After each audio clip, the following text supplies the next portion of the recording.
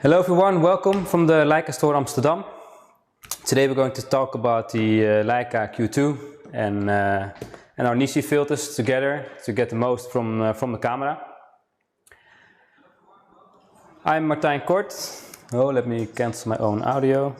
Sorry for that. Well, let's start with the presentation.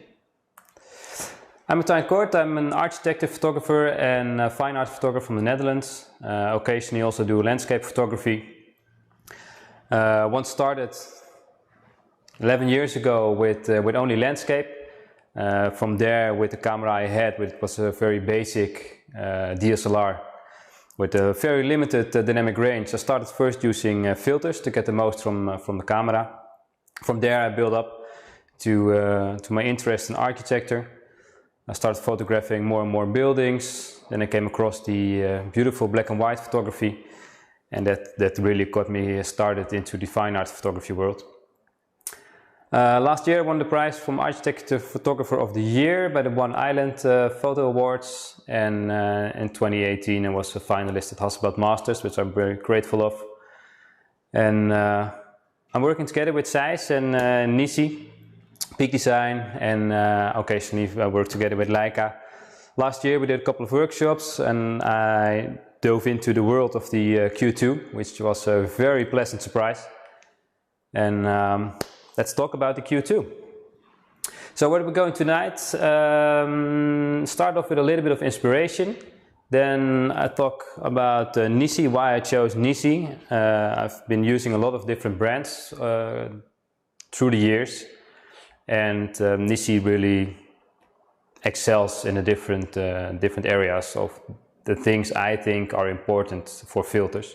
So we're going to talk about that. Afterwards we're going to show you how to use filters and when, especially when. And we'll finish it off with some tips and of course all of your questions. If you have any questions during the live webinar, please ask them in the chat. We have the chat open. We will see your questions and we'll pick it up immediately.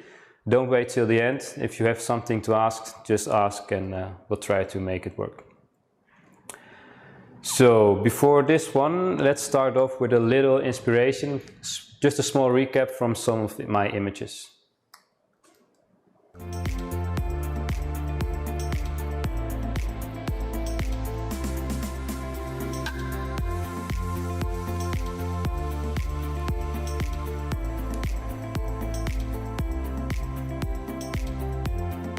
Should be music, but I think it's not here.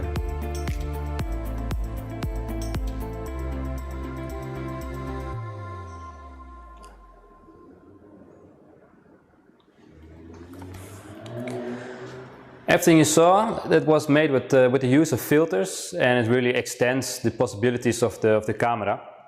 So let's talk about the Q2 for a moment. Let's start off with when I got it last year. I was amazed. Just looking through the viewfinder with the OLED display and a really high megapixel count. I mean, just by looking through the viewfinder you think, wow, those images are going to look awesome. Then after you make the images and import into Lightroom, to me, I've been using Sony cameras for a long time. I can only say one thing, I was blown away by the quality, especially because the camera is this small. So it has the 47.3 megapixel full frame sensor. It has the almost 4 megapixel EVF. That is the fourth highest rated EVF measured by DxO. It's of course weather sealed. Beautiful 28mm lens with f1.7. Really useful. It's super light. And the 28mm is really nice because it's an all-in-one solution. You can do street, you can do architecture, you can do portraits with it. It's a beautiful thing. Of course, it has the 4K video, touchscreen, Bluetooth. You can attach filters to it. That's why I'm here.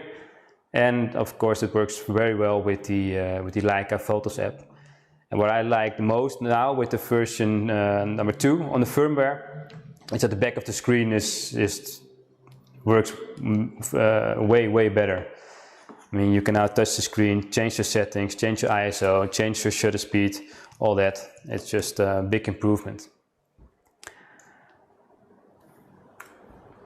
Let's talk about a few numbers which really justify the feeling I had with the camera, that it's an amazing thing.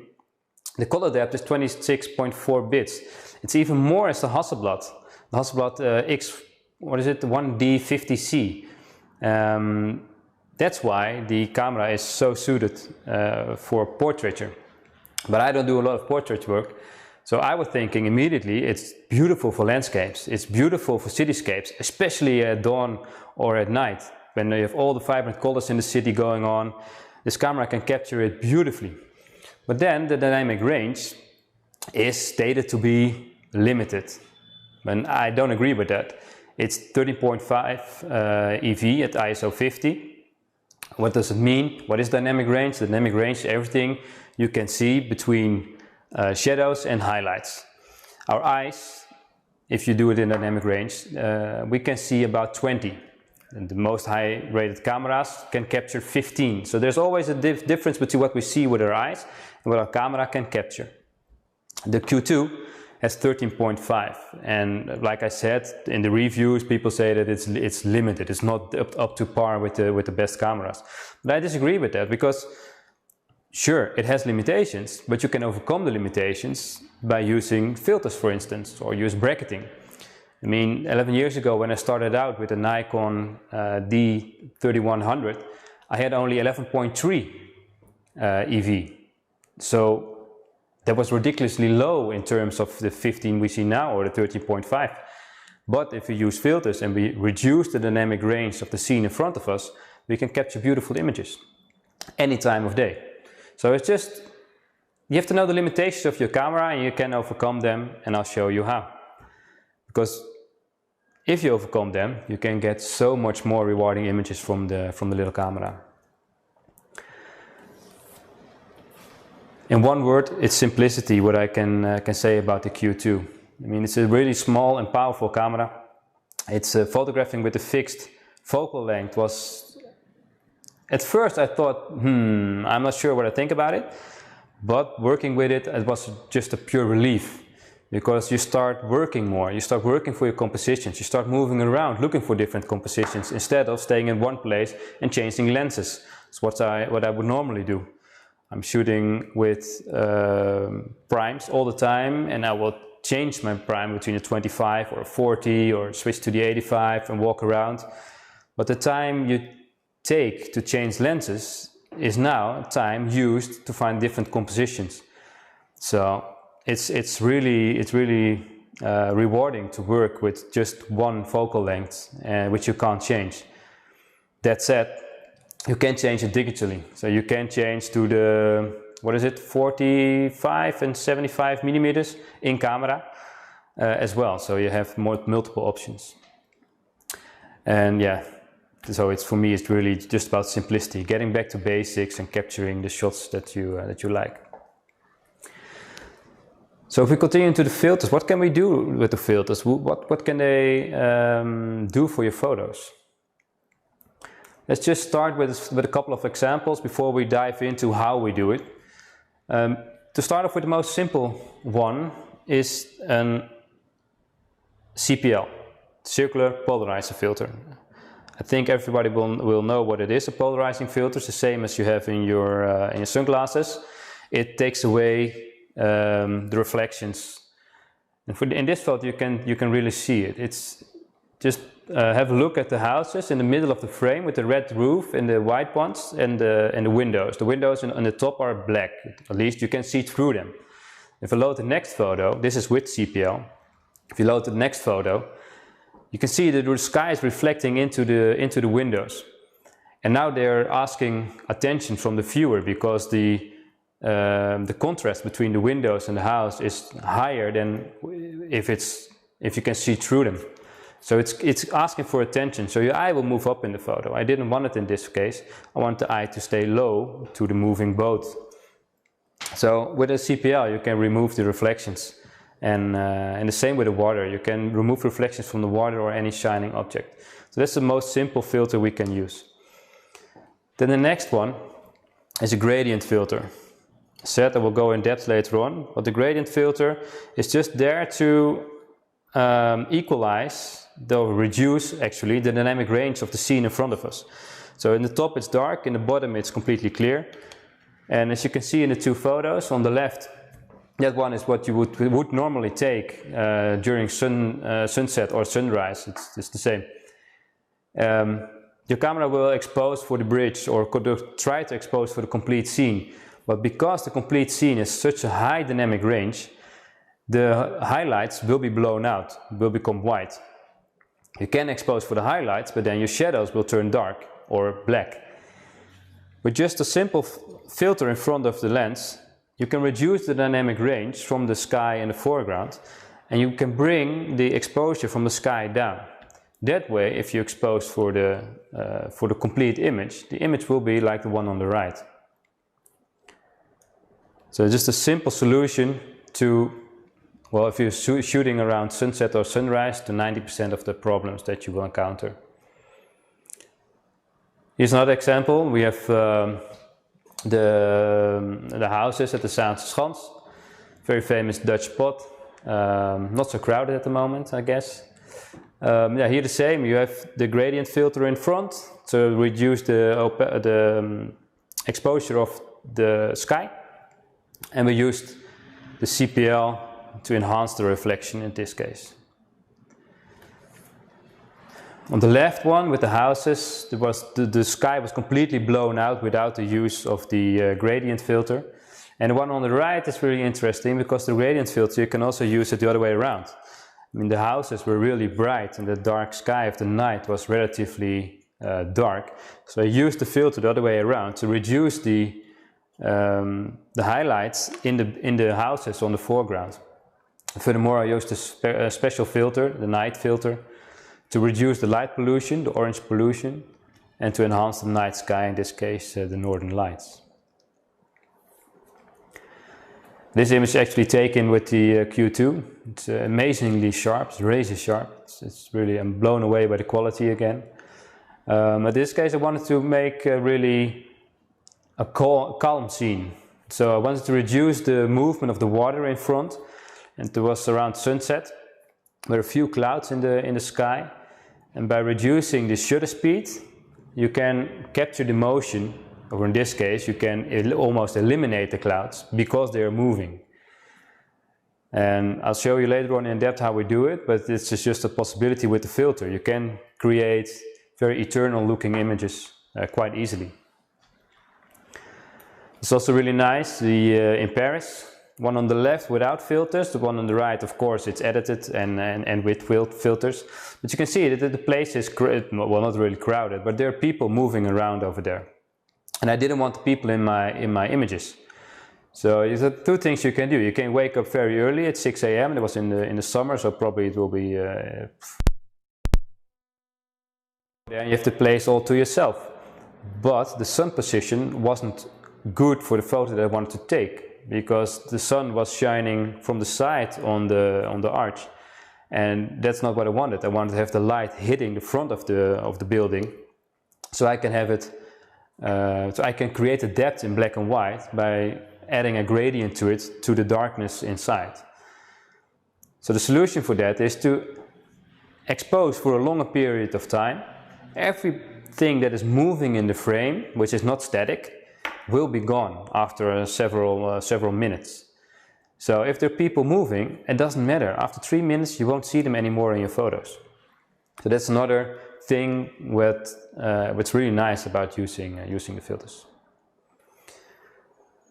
Well, here Amsterdam, close by where we are at now, same thing, a gradient filter in the top to reduce the exposure for the sky a little bit, and an ND filter to slightly lengthen the exposure to get the water completely still. This is taken a few weeks back when in the first part of the lockdown. So there were no boats anymore in the canals. The water was almost completely still. The only thing which was moving the water was the wind. And yeah, I think these kind of images they won't be possible anymore pretty soon. So just for the basis, how does an ND filter actually work? If you don't have a filter, you have light coming through your lens and then onto your sensor, quite easily. If you put a dark glass in front of it, it's just like a sunglass, just with your eyes. If it's really bright outside, you squint your eyes to reduce the light coming into your eyes. If you put sunglasses on, you can relax your eyes again because less light is entering your pupils. Same thing with the camera and the sensor. You put a dark glass in front of the sensor, so if you want to capture the same amount of light which you would have without the filter, you have to extend the exposure time, or you can open up the aperture, one way or the other, or you can increase the ISO, it doesn't matter. But mostly what we want is to extend the exposure time to get creative results. So that's in the really basic thing. Yeah, you can use it on any Leica, right? There's no. You can use it on any Leica, any camera which has a filter thread. So with the Q2 you can remove the front, and you have the filter thread inside. It's 49 millimeters. You put a ring on it, and on that you can attach the holder. It's the same for Leica SL, SL2, Leica M. Only thing that's different is the system and the rings that we use to attach the camera, to attach the filters to the lens. I'll show that in a minute. So we have different types of filters, as we've said. There are actually 4 types. The most simple one is the CPL. It's used to reduce the glare and reflections.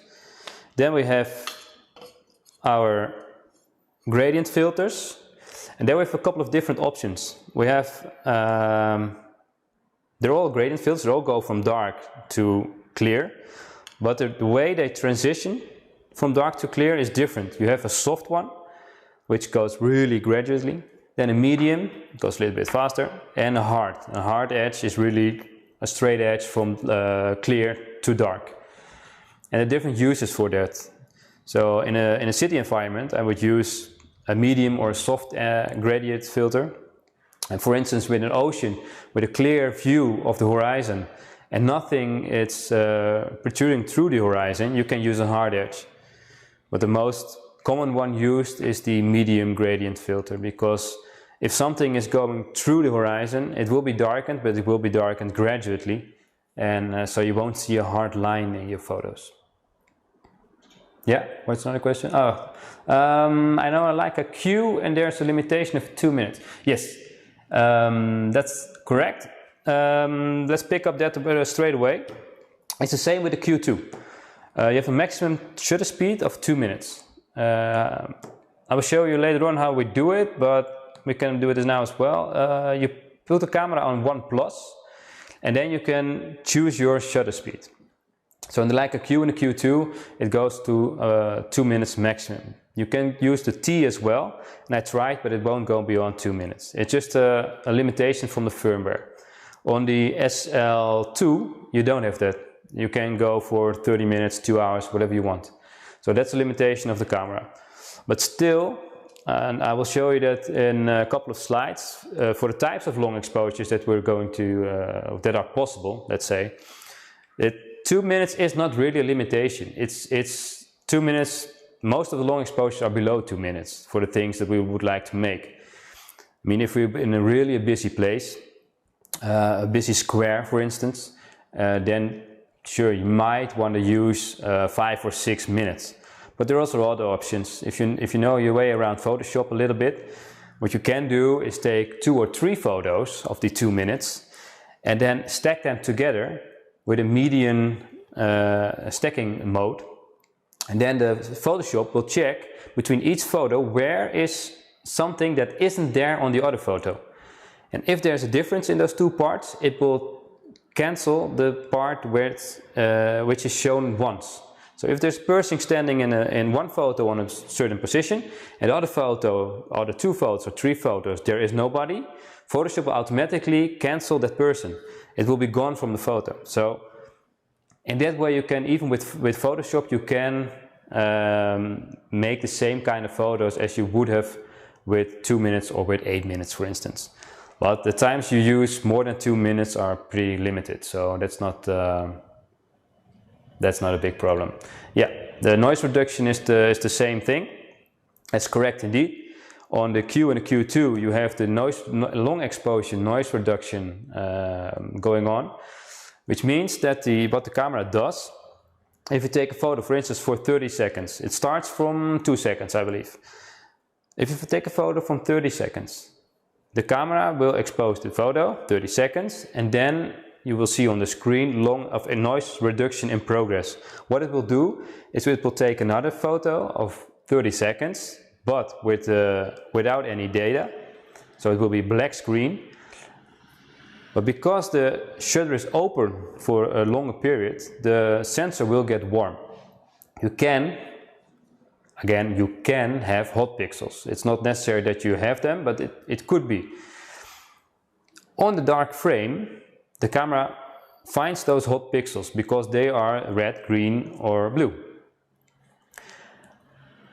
The software will know that on that position there is a pixel being overheated and no color information is present on that pixel.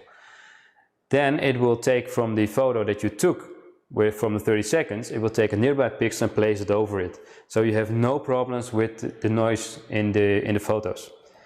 It's an advantage and a disadvantage at the same time, because the advantage is the resulting photo is noise free and it's just beautiful. The disadvantage is, yes, you have to wait another 30 seconds, or if you go for 2 minutes, you have to wait another 2 minutes. On the SL2, for instance, it's not there, you can turn it off. And I'll just have a look around the screen. The SL, probably the same?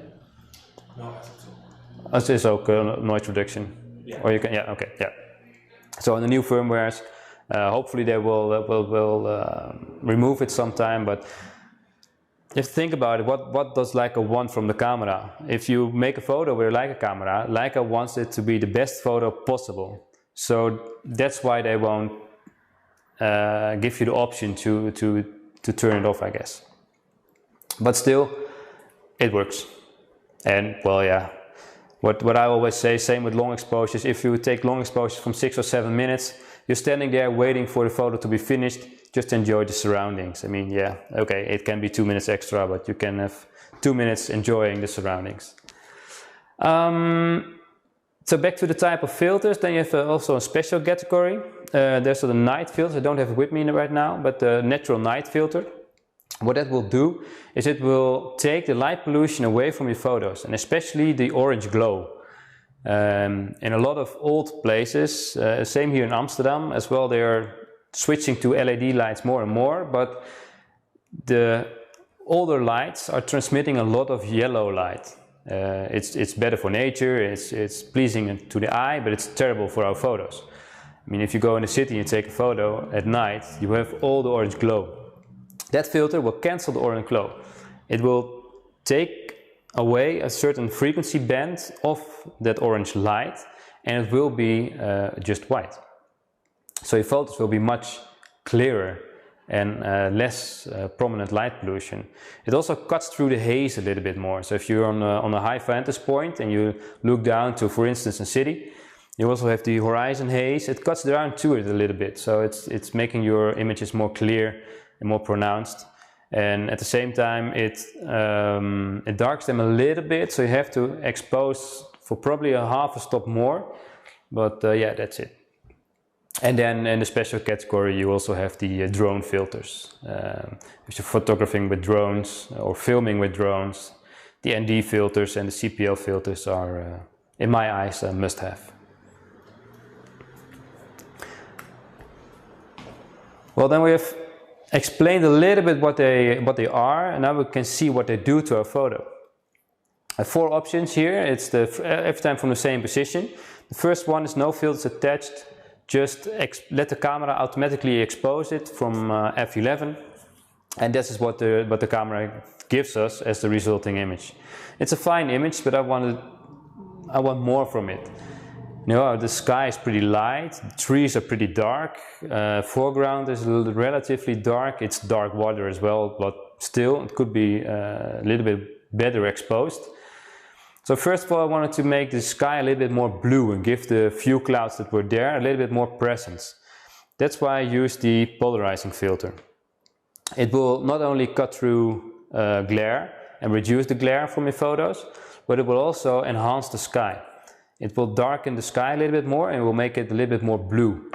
Furthermore, it gives the clouds more contrast in your photos. One side note to the use of a CPL is that it's best used from lenses, let's say from 21mm and up. If you go below 21mm, you have a chance of getting a dark spot in the frame on the point of maximum polarization.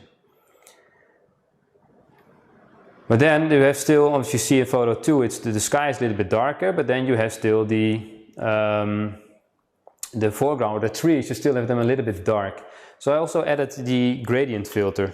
So dark from top, clear from the bottom, to reduce the exposure from the sky. What the camera will do there in that case is the camera will switch, still have it on automatic exposure, of exposure metering. The camera will switch to the darker areas, to the foreground. And you see the trees are getting brighter, the water is getting brighter. It will expose a little bit longer, so the water is a little bit more flat. And then on the last one, on the last photo, I added also a 3-stop neutral density filter, so just a plain black filter, to further smoothen out the water and to get a little bit more movement in the clouds.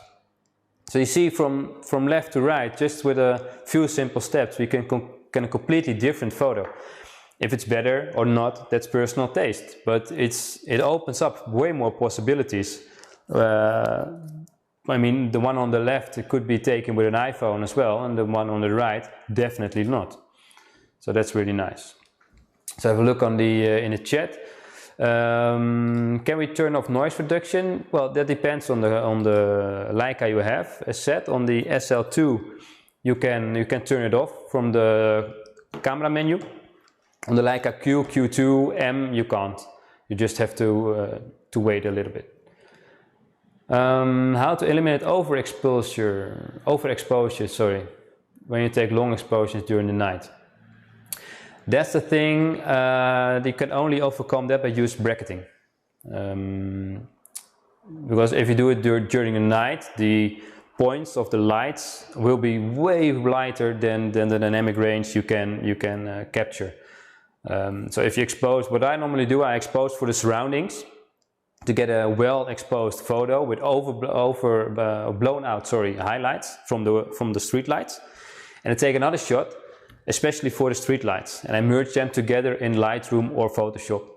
Lightroom, if you don't have any movement in the frame, Lightroom is the easiest way. You just select both photos, you do right mouse button, merge to HDR, and then Lightroom will automatically merge the underexposed, so the exposure for the street lights. It will merge it over the overexposed street lights from the first photo of your long exposure, and that way you get a complete shot. Would you use this night filter for thunderstorm lightning without much surrounding light? Could be. I never used it with thunderstorms. We don't have them a lot here anymore. But to be honest, if you don't have a lot of surrounding light, I wouldn't use it, because it adds a little bit of exposure time to your shot. You don't have any light pollution. For instance, with the northern lights, I would use it because it's enhancing the night sky. But if you only have clouds, unless the clouds are reflecting a lot of surrounding light, then I would use it, but otherwise I won't use it for the thunderstorms. Alright, let's move on. So the NiSi M75, let's do that in full frame. Yeah, that's a perfect solution. For me, I'm always carrying along a bigger camera, bigger filters. I mean, these are the 100mm filters, which I have here. With the Leica Q2, it's a really small compact camera, and you can use small filters with it as well. I mean, you see it on the photo, the filters are just as large as the camera itself, so it's a really compact package. You can take it with you anywhere. It's really pleasing. So why NiSi? Yeah, well, let's start up first. I'm using filters for about 11 years now, 10 to 11 years. I used a lot of different brands, and in the beginning there was nothing to choose from. There were only 2 or 3 brands. They all had the same problems. They had a lot of, what do you call it in English again? Color cast, so purple or blue color cast. They reduced the sharpness of the lenses. They added even more flares. So it was just rubbish, but yeah, that was all you had, so you had to work with it. And back in the days we didn't have any 4K screens, so if you would share your pictures on the internet, it would be small, low resolution, so nobody would see the effect of sharpness loss. But nowadays you see. So what do? What do we need? We need glass filters and optical glass filters. A lot of brands are using normal glass. And the optical glass is really one step further, especially with Leica or with Zeiss or any high quality lens manufacturer, Hasselblad, whatever. You don't want anything in front of your lens that is reducing the quality of your high quality lenses. So that's why I came by with NiSi. They had really a marvelous piece of glass. There were no color casts. The nano coating in front of the lenses cuts down on the flare, and also if anything drops on it, water or spray from the ocean, if you're standing on the ocean photographing, it will all be tiny bubbles, and you can just blow them off with a rocket blower, and the filter is clean again. So it's really useful. NiSi was the first one to integrate a CPL into the holder. So what you do is you put the CPL inside the filter holder. This will be attached to the lens, and in front of this are the ND filters. And there's a small, you can't see it, but it's a small wheel on the side of the holder which lets you turn the CPL. So even with the filters attached, you can turn the CPL to change the amount of polarization that you're going to use. So that's really nice. In the meantime, everybody used it, but it uses this, but NiSi was the first one to come up with it, and what's really great. And the way the filters are made and the filter holder are made, there are no light leaks. And that's really important, that you have no light leaks, because if you're exposing for a longer period of time, if you have a light leak which lets normal light, so let's say to enter the frame, you get light streaks. The light will just be over the photo, overexposing that part. So then you can throw away the photo again and start over. So it's really important that there are no light leaks. Beautiful English word, light leaks. Yeah, and bottom line is you just want quality. What I said, you want quality in front of your beautiful glass. How and when to use the ND filters. So let's talk about the different areas where you can use them. You can use them in architecture, and there we want to have used, there we want to use exposure times ranging from 30 seconds to several minutes, 6-7 minutes maybe. So you need to use ND filters. Then the seascapes, we have 2 options. You can completely smooth out the ocean or the sea or any water surface. In that case, you'll be exposing for, let's say, 1 to 3 minutes, or in the Q2, 2 minutes. But you can also enhance the flow of the water. You can see the waves coming back to the ocean around the subject. So in instance, on this photo, around the ice on Diamond Beach in Iceland. For that, to show that really nice, you need a little bit of motion blur. And for that we use shutter speeds of around half a second to 1 second.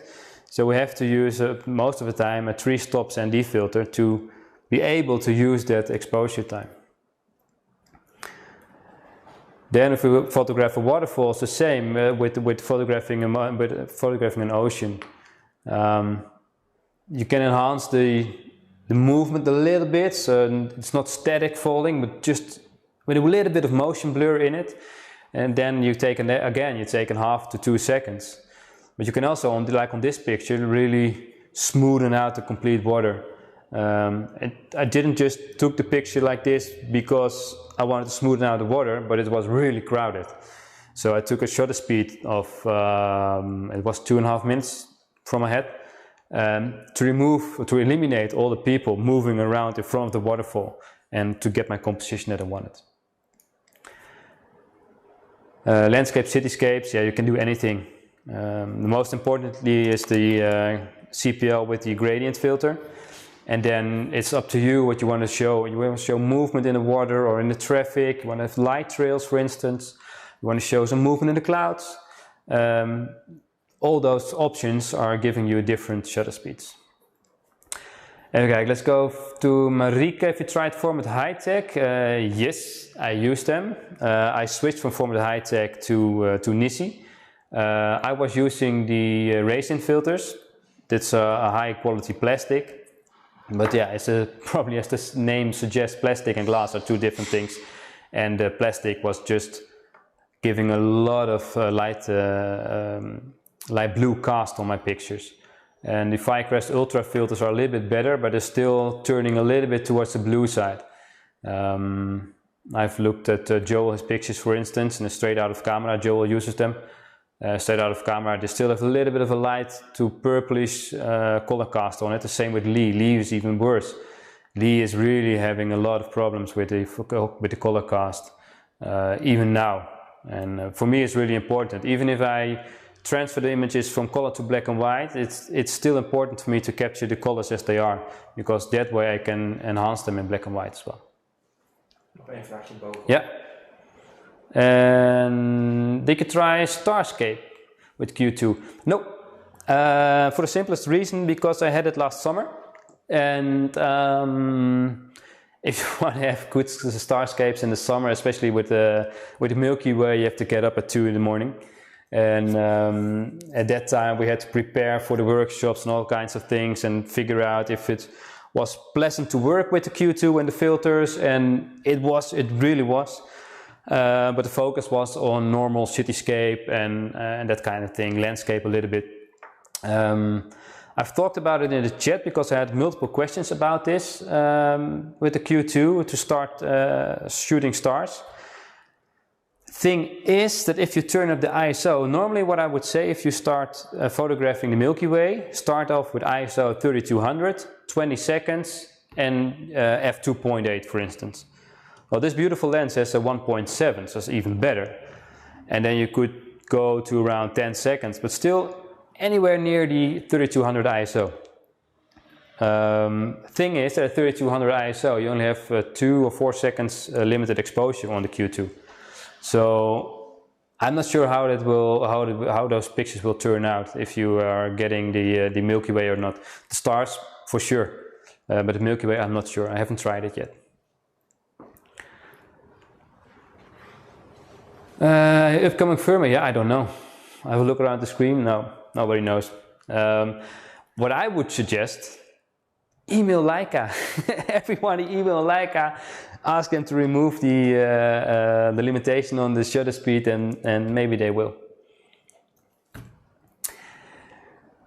So continue to the presentation. Yeah, first know what you want to capture. I mean, this diagram says it all. Normally we just go somewhere. We see a beautiful scene in front of us, we quickly think, we read the light, we quickly think what we need as an aperture, what do we need as an ISO, what do we need as a shutter speed, we dial it in, aim, take a photo. That's the first thing on the top. But with filters, you have to think around. So we start at the bottom. What do we want to achieve? What is the desired look that we want? Do we want to show, for instance, if you were in water, photographing water, do we want to have smooth water? Do we want to see some kind of movement in the water? Or in the city, do we want to eliminate the people, or do we want the people to be slightly blurred? So we have to think about what do we want as a shutter speed to enable us to make the photo that we envision. Then if we know that, for instance, we want to have 2-second exposure, we have to check the conditions. If I'm photographing that way is it in the direction of the sun? Is the light in the sky really bright in relationship to the foreground?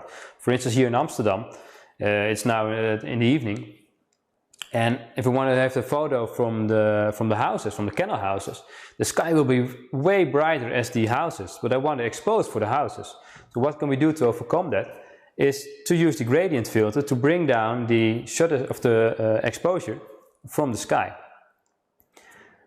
If we know all that, we can go to the next step, and that is to calculate the exposure time or the correct ND filter. You can do one or the other, and I will show you that right now. So we want to have the exposure for, let's say, 2 seconds. How do we calculate it? The correct filter, or let's say we only have a 3 or a 6 stop filter. How do we calculate the exposure time that's resulting from the use of that filter? Well, the setup, like I just said, it's really important to not forget this, by the way. If you're on a tripod, the best thing is to be on a stable tripod. Use either the app to start the exposure, or to use a 2-second self-timer delay, so you can remove or eliminate all the movement in the camera. The first thing is to set the aperture and ISO. Set the ISO not at auto, but set it as a preset at 100 or 50 ISO. On the Q2, the highest dynamic range is achieved at ISO 50. So I would suggest, if you have the Q2, use ISO 50. Then we set our aperture in front of the lens. Let's say we do it at f8, and then we check what the camera gives us for an exposure time. Then we check the conditions. Do we need the CPL to cut out any glare? Do we need the gradient filter to bring the complete dynamic range a little bit more in reach of what the camera can capture? And if we know all that, then we do the next step. This looks really difficult at start. As with everything nowadays, there's an app for that, but I wanted to show you this as well, because this is what the apps will do. Let's move me to the other side. What we have on the top is, in dark gray, are the shutter speeds that that's the camera giving us without the use of any filter. Then on the left we have the ND filter and optical density. 1 to 16 are the stops, and 0.3 to 4.8 are the same, also the stops, and they're used differently throughout the filters. So for instance, I have the IR ND 8, and that gives me 0.9, and which is 3 stops. So that's why I included both in it, because not all brands use the same terminology. So let's go to the first example. Without a filter, we shoot at f8, and we have 1/30 seconds as an exposure time, and we have a 10-stop ND filter with us. How do we do it? On the top, on the dark gray, we have a look at 1/30, and then we move down in the column until we are aligned with a 10-stop filter, and it will give us an exposure time of 30 seconds. So the normal photo without the filter, the same histogram will be there if we use a 10-stop filter and 30 seconds. Only thing is, the moving elements in the frame are smoothing out. Then if you go for the next one, if you go at f11 and for half a second, and we only have a 3-stop ND, and we also add the 0.9 medium grad, which is a 3-stop medium grad. How do we calculate that? Because we have 2 filters in front of our lens. But do not forget that the gradient filter is there to reduce the dynamic range of the scene. So it just brings the foreground and the sky together even more. So we don't use it in our calculations. We only use the full ND filter. So in this case we use the 3-stop. So if you go from a half a second, I will move myself from the way, half a second, you go down until you have the 3 stops. Then you see that you have 4 seconds as an exposure. And that was Siri. Now do it the other way around. Let's say we have the Q2, we have a maximum of the 2 minutes exposure time, and we want to use it. How do we do it? Well, let's have a look. We have an f8 at 1/15 at ISO 100. And we have a 3, a 6 and a 10 stop filter. How can we do it? Well, let's see. If we have at 1/15 of a second, if we go down until we have 2 minutes, you see that we need 11 stops on an ND filter. We only have 10. How to overcome it? We'll come back to this screen next. Is back to the basics of photography, the exposure triangle. So your exposure time, your aperture and your ISO are all linked together. If you have a look at on the right side, you see the apertures. On the, not sure if it's all Leicas, but on the Q2 you have a maximum of f16. And with the exposure times and the ISO. The higher the ISO, the more noise. And the higher the shutter speed, the less movement we capture, of course. And the lower the number on the aperture, the more light we let in. So let's say we are at f8 and just go straight down at 1/60th of a second and we have ISO 100. If we change the aperture to f11, from f8 to f11, we are letting less light into the camera. One stop. All those numbers are one stop. To get the correct exposure again, we can do two things. We alter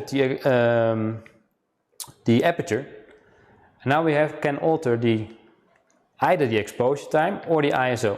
So we're letting less light in, so we can increase the ISO or increase the shutter speed. Decrease the shutter speed.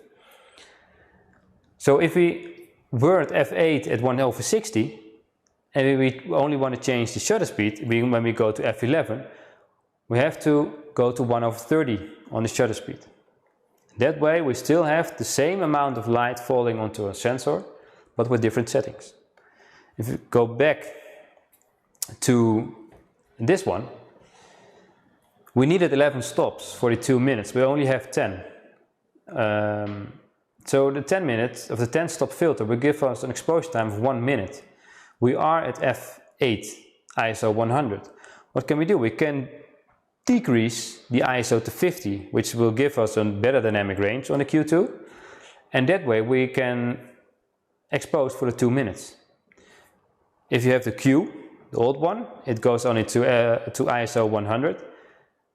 You can also increase the aperture. So go to f11, we let less light in, so we have to expose for a longer period of time. So we can increase by one stop the aperture from f8 to f11, and that will enable us to double the shutter speeds from 1 minute to 2 minutes. So in that way you can play around. If it's hard to understand, it doesn't matter, because as I said, nowadays for everything we have apps. This is a screenshot from an app called PhotoPills. It's really a great app. It has so many features in there. You can see the sunrise, sunset, Milky Way. You can plan everything. It's a great app. And you can also calculate shutter speeds. If you have a look at the first screenshot, we have on the top we have the test settings. I imported it with f11 1/20 at ISO 100. That are the settings that the camera would give us without using any filters. Now we want to know the exposure time if we use a 10 stop filter. So we stay at f11, ISO 100, and we put in 10 stops. The shutter speed on the bottom is 51 seconds. So with these settings and a 10 stop ND filter, we can expose for 51 seconds to get the same amount of light, the same histogram as without the filter. But now we don't want 51 seconds, we want to double it. And you just want to play around with settings. So what can you do? You can change the ISO or you can change the aperture. There's the only two possibilities because we want to increase the shutter speed. So in the next screenshot you see that everything is the same, except I've changed the aperture from f11 to f16. And the resulting shutter speed, if you see in the bottom, is 1 minute and 42 seconds. So with a little bit of knowledge on how the triangle works, with an app like this, it's really easy to calculate the shutter speeds. Having said that, my experience with the Q2 on this area is that anything below 1 minute, you don't have to calculate. If you put anything in front of the lens, even with focusing, autofocus works perfectly. The software will brighten up the exposure on the camera, which you see on the back. And the resulting exposure time that it will get from the automatic exposure metering is really fine up to 1 minute. I've had pretty good results up to 2 minutes, but I just want to be sure that it's correct. So in that case, I would definitely use the app to check the exposure time and then check what the camera is doing. But better is it to put it on 1+ and dial in the exposure time. Also, if you are dialing in the exposure time on the camera itself without the app, it has preset limitations. So you go from my head, you go from 60 seconds to 70 to 90 and then eventually to 120. If you have anything in between like this, when you have the 1 minute and 42 seconds, there's only one way to do it, is using the T. So if you continue after the 2 minutes, one step further, you enter in a T. And that way in the app or here on the shutter release, you can press it again when the time has finished. So that way you can time it exactly at the 1 minute and 42 seconds. So yeah, to conclude it, just know the limitations of the camera and you can overcome them, and you can get really creative with any kind of camera. So a couple of examples. Pretty easy in this case, the lavender fields in Valençol, France, beautiful. Sky is blown out in a normal exposure, just at a dark part for the sky. So we use the gradient filter to bring the exposure from the sky down and expose for the foreground, and we have a well exposed image in one frame in camera. The thing is, you can also use bracketing for the people who know how to use it. The only thing is, if anything moves in the frame, bracketing is a pain in the ass, because if something is moving, you will get haloing around it. So in this case, the lavender was moving constantly, and if I would have used bracketing and merged those exposures together, I would get haloing everywhere. So the only way to capture it straight away correctly in camera is to use the filter. Here, Kirkjufell, Iceland, being creative, you can capture it any way you like. I wanted to show the movement of the water, the smooth flow. The cloud was moving just a little bit. I wanted to make the cloud a little bit softer, and I wanted to enhance the reflection in this case from the water, because from my point of view, you could look a little bit through the water to the rocks, but that way you wouldn't see the flow of the water in the bottom of the screen. So I wanted to have a little bit more of a reflection in the water, and that's also possible with the CPL. Here the example of the completely smoothing out the water. This is here in the Netherlands, in IJmuiden. I used the gradient filter for the sky to reduce the dynamic range. This is a really old photo. It's about 11 years ago with my old Nikon D3100, which is really a shitty dynamic range. But as you can see, you can make any photo you want if you know how to use it. I wanted to have a completely flat ocean in that case, sea. So I used the 10-stop ND to lengthen the exposure. The exposure time was around 2 minutes. And just recently I went back and I'll show you the next one.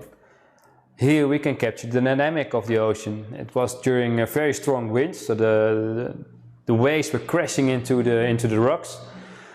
Still during sunset, so I wanted to have the sky exposed properly, so I used the gradient filter. And I used the 3-stops ND to have an exposure time of around 0.6, 0.8 seconds. And then I was timing the waves. When they were crashing on the rocks, I would expose, and then you see the slight movement. So this way you can really capture the power of the water again, quite easily. Now the other way around in Lofoten, Same thing, I wanted to have smooth water again and the sky well exposed. So that's why I used the filters as I stated over there. Let me have a look. Increase, you use a filter ring, don't use the macro option. Yeah, I didn't try it on the, because if you use the macro you will focus. Why is that? I think the problem is with it moves. But it shouldn't be a problem with the filtering as long as it's in the filter thread. Oh yeah, no, that's not a problem. Indeed, it's not a problem because the whole lens is moving forward. So the filters are attached into the front of the lens on the inside. You have to remove your ring. Normally it's blocked, right? There's a on the filter thread. No, the filter thread is not blocked. Ah, okay. But so it's not a problem if you use macro. It's maybe you don't want to use it because of the reduced shutter speed, but still you can use it because the whole lens is moving. So that's not a problem. It's different with the lens hood. The lens hood is attached to the body of the lens and the filters are attached to the front of the lens. So that's no problem. Another one here in Amsterdam, same thing during sunset. It was a boat coming straight at me. I wanted to have a little bit of motion from the boat and smoothen out the water. So I used a longer exposure time. Yeah, same thing here in Iceland, that's what we have seen already. This is always really nice to do. At least I really like it to do it like this. To get more of a reflection in the water, you can turn the CPL again to increase the reflection from the wet sand. And the waves were coming in pretty rough. But if you expose for about 30 seconds, the waves will be like the ghosty figures you see. It will be turned into mist because it's constantly moving. And the spray is turning into mist. And I really like the result from that. You get a much what do you say it? Eternal looking image. Now this is the one that we saw already. Here in France, the same thing with a lot of people moving in a very crowded place. I want to capture it without people. Well, that's only possible in a very early morning, but same problem. Light is not from the correct direction. I exposed this for 6 minutes, so everybody keeps moving. And they turn into ghosty figures. Ik zag het. Bijna het einde. Here in Paris, the same thing. You see, I'm not sure if you can see it on screen because maybe it's too small. But here the same. I exposed here for 6 minutes in the morning, and you see some ghosty figures over there.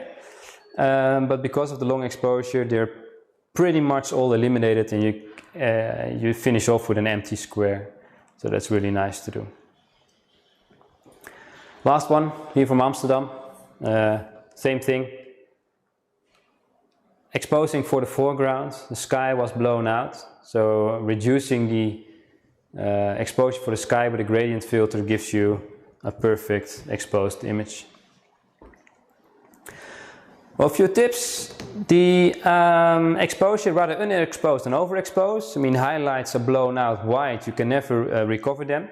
So if you need to alter the exposure, rather underexposed, shoot in RAW, because that captures all the data from the sensor, not JPEG. The aperture would normally say do not go beyond f16, but on the Q2 Leica is smart enough to limit yourself to f16, so you won't have any problem with diffraction. Vibrations, cancel those vibrations. Use a sturdy tripod, use the 2-second timer delay for your photos, or use the Leica camera apps and start the exposure from there. Yeah, if possible, switch off the long exposure noise reduction. It will save you time. And the focus, you can focus through the filters, even with a 10-stop filter in front of the Q2, it's no problem. But just to be sure, what I normally do is I manual focus. I will focus before I put the filters on, turn the focus to manual focus, and then put the filters on and then take the exposure. Oh. Now recap, it's just, yeah, I think I've talked about it enough. So if you have any questions about how you do it in the field, what are the steps necessary to do it, you can ask in the chat. I also have an article on that on my website as well. You can also read it from there. The Dutch also had it, the owners of the Q2 had it last year in Dutch as well, with all the steps written out. What you do when, which step you have to follow, that's no problem. You can download it from the website or see it on my website. It's called taking your first long exposures, and it will take you through the whole process, even using the apps and getting the most out of your camera. And then what filters to get? That's one of the questions I get asked the most. If you want to start off with using filters on the Q2, it is the NiSi M75 filter sets. Again, if you have a look at my website and you scroll all the way down, you see the blog section, and the last one is about this live feed which we are doing now. I've left 2 links in there as well in the bottom of the article. One is to the long exposure tutorial, and another one is to the filter sets and what sets to use. So for these Q2 we have the Leica the NiSi M75 filter set, which is really small. It's a small package, and then you have different options in the packages. You have the starter kit, the advanced and the pro, I guess, yeah. And the difference between the advanced and the pro is the natural night filter. So if you're not planning to use any filters at night, then I would definitely go for the advanced. So yeah, I see we're almost up in time. We're also at the end of the, ja, dit pak ik zo eventjes. Top. So yeah, you can have a look at my website. You have all the information there on regarding the filters. We also have a 10% discount today and well, till the weekend. You can use Leica 10 if you order through my website, and shipping is free. It will be shipped right to you. If you have any need for help, just hit the chat button, and I will get on it. It's no problem. We also have workshops and tutorials over at my website, and please do subscribe to my YouTube and to the YouTube channel of the Leica Store Amsterdam. There are more live streams coming up, and it's really great to see all the photographers doing what they do, and maybe pick up a few things about it. And on my YouTube channel it's pretty empty right now, but I'm filming a lot of tutorials on the use of filters and long exposure, and also the editing part of the long exposures. So yeah, if you have any questions, shoot them in the comments. Let me see, Marika, do you know if the NiSi M75 sit fits on the SL primes as well? Yeah, they should be. Let me check the diameters. I've written them down, don't know anything by heart. So the M75 is usable for the filter threads from 40.5 millimeter to 67. If you go above 67 millimeters, then you have to go to the V6 or V5 Pro, the 100 millimeter system from NiSi. That's from 67 to 82, and the primes are below 76. 67. Yeah, 67. Yeah. So the M75 is for the SL as well. Yeah. For the SL zooms, you need the bigger one. Okay, yeah, for the zoom you need the bigger one. Then you have to use the 100 millimeter filters. Yeah. But yeah, it's really, yeah, it's compact. That's the thing I really liked about using the Q2 with the filters, because everything is so compact. The camera is compact, the filters are compact, so you can use it anywhere. Just throw it in your bag, take it out with you. It's so easy. So yeah. I don't see any other questions, so I hope you've enjoyed it today. If you have any questions later on, you can always ask me on my Instagram, Facebook, whatever. You can reach us. Also drop by by the Leica store if you're in Amsterdam. A lot of different and nice goodies around here, so drop by, and I hope to see you here. Have a great evening.